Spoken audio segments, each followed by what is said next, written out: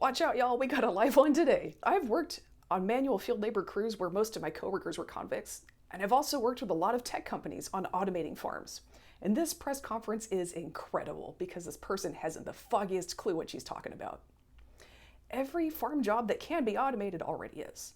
Let's start there. Do we really have a USDA secretary who thinks nobody's ever tried to automate picking fruit? And then we'll talk about the whole tee-hee, we'll just make the Medicaid people work the farms part in a moment. Here's what you need to know. Fruit and vegetables that are hard or going to be processed can be picked by machine. So nuts, carrots, sour cherries for pie filling, berries and grapes that will be dried, tomatoes for sauce, those are already all picked by machine. But fruit and tomatoes that are eaten fresh cannot be automated with current technology. There is no way to pick them fast enough by machine to be commercially viable without bruising them so they rot before they get to the store. And I know this because I worked for a lot of the startups who tried. Having a USDA secretary who doesn't know or care about any of this is completely wild. Now let's get on this whole, we'll just have the Medicaid people pick the crops thing.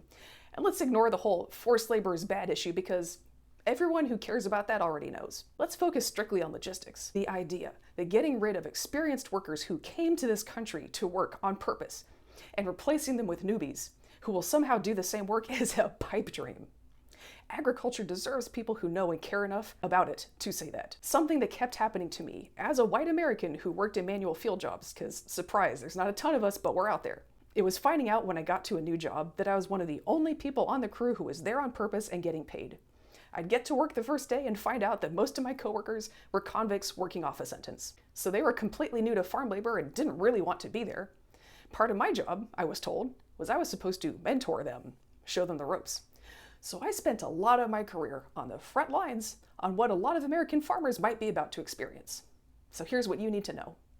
Inexperienced people who don't really want to be there and aren't already physically trained will not do good work, even if they want to.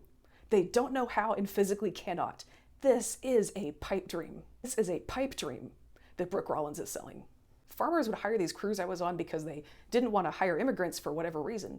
And you know what? They were always disappointed with the results. These crews were slow, sloppy, kept breaking stuff because they were clumsy. In the end, because the work was done so slowly, so badly, and the wardens and supervisors all expect a full-time white-collar salary, there was no real cost savings compared to just hiring real workers. That's what people learned.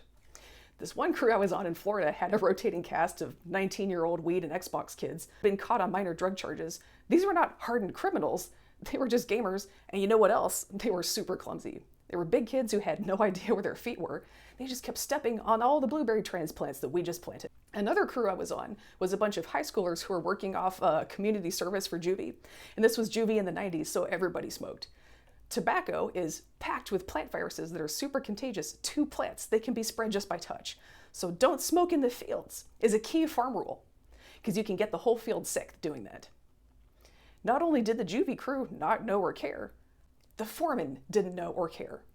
That's how janky this outfit was. I hope those fields turned out okay. Now I don't want to blow any minds here, but agriculture is a real job. It needs to be taken seriously. It takes real skills, knowledge, and people who know and care what they're doing. Stop treating agriculture like society's dumping ground. We are not. And that goes double for the people who are supposed to be looking out for agriculture, like the head of the USDA.